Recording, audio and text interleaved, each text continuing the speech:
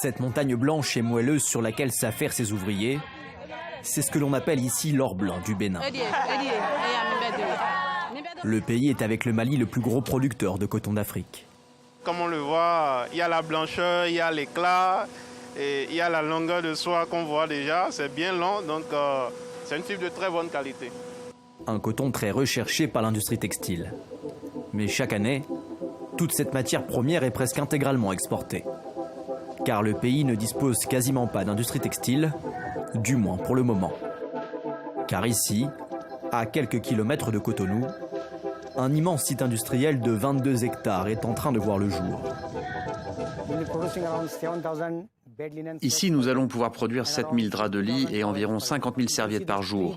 Et là-bas, vous voyez derrière les arbres, il y aura une autre usine. Nous fabriquerons des t-shirts, des pyjamas, toutes sortes de produits textiles. Aidé par l'État béninois, ce chef d'entreprise indien voit les choses en grand. Pour faire tourner ses futures usines, il compte former lui-même ses ouvriers dans ces gigantesques centres de formation en cours de construction.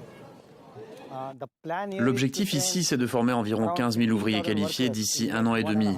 C'est vrai que ça peut paraître cher de former ces employés, mais ce n'est rien comparé aux bénéfices que nous attendons sur le long terme. Si l'industriel croit autant au potentiel du textile béninois, c'est parce qu'aujourd'hui, les produits certifiés coton d'Afrique sont très demandés sur les marchés européens et américains. Aujourd'hui, quand une entreprise américaine demande des produits certifiés coton d'Afrique, c'est une entreprise chinoise qui va importer du coton en Asie, le transformer, puis exporter le produit aux États-Unis. Mais il vaut mieux installer l'usine ici. On a directement accès au coton. C'est bien plus simple. Plus simple et surtout moins cher. Car outre la réduction des coûts de transport, les produits africains ne sont pas surtaxés sur les marchés européens et américains, contrairement aux produits asiatiques. Des atouts qui pourraient transformer l'économie du pays. Vous allez me dire les numéros d'ordre des plaques. À l'Agence nationale pour l'emploi, où les recrutements ont déjà commencé, on parle de révolution industrielle.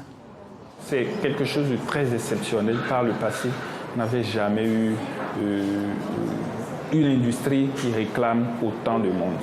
Les capacités des petites unités de production n'atteignent même pas 1000. Donc c'est vraiment une aubaine pour les jeunes. Mais il reste un point faible pour développer l'industrie dans le pays, le coût de l'électricité.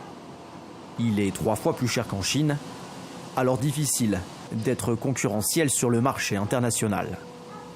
L'entreprise indienne, elle, compte sur l'installation de panneaux photovoltaïques pour faire baisser la facture.